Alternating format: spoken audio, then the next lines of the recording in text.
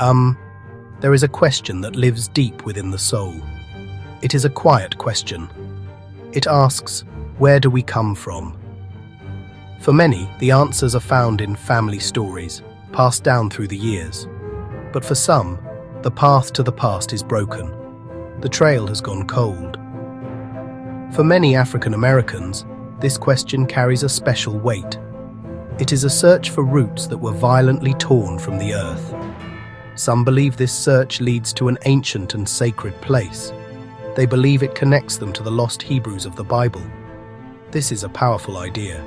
It asks us to look again at who we are and who we have always been. The Bible tells a story of a people called Israel.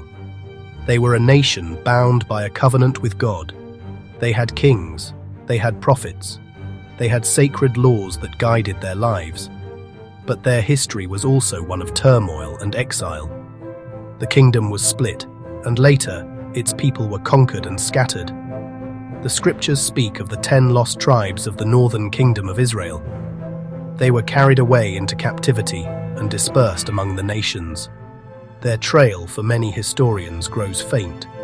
The prophet Jeremiah spoke of it, saying, "I will scatter them also among the heathen, whom neither they nor their fathers have known." It suggests that the Hebrew people did not simply vanish, but were absorbed into other lands and cultures, carrying with them a seed of their ancient identity. Many who hold this belief point to Africa as a primary destination for these scattered tribes. They suggest that over many centuries, groups of Hebrews migrated south and west, away from turmoil. They settled in various parts of Africa, blending with local populations. The evidence they cite lives in oral traditions, cultural practices, and the names of tribes and places. They see a pattern, echoes of Hebraic life carried across the desert sands. This theory says the story did not end in Africa. Another, more brutal chapter began. When the transatlantic slave trade began its terrible work, it captured entire lineages. If this belief is true, it swept the descendants of ancient Hebrews into a second, more violent diaspora. The children also of Judah and the children of Jerusalem have ye sold. For believers, those ships were the fulfillment of a sorrowful prophecy, carrying a people of sacred lineage into bitter captivity. The history of African Americans is a story of profound hardship, a story of stolen freedom, families broken apart, and a systematic attempt to erase identity. In this void, the Bible was often the only book allowed.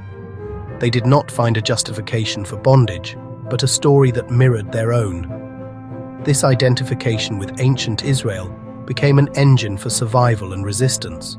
The faith that grew was a theology of liberation. Preachers and leaders, Nat Turner, Martin Luther King Jr., drew strength from Exodus.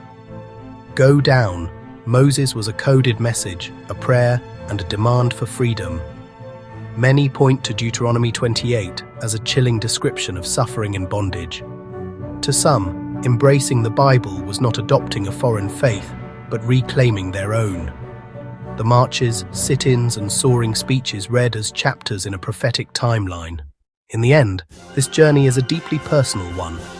The debate among scholars, historians, and theologians will continue. Some demand more proof. Others see cultural and spiritual connections as evidence enough. For many, the power lies not in validation, but in healing and empowerment. It is a way of saying our history did not begin with chains. It began with kings, prophets, and God. A foundation of identity that is ancient, noble, divinely inspired. To walk with Abraham, receive the law, sing the Psalms, this is an inheritance of immense worth. It reframes identity from lack to ancient and sacred belonging. Discovery, study, and community are acts of restoration. Talk with elders, study the scriptures, listen for echoes in the rhythms of modern life. Know your history, know your worth.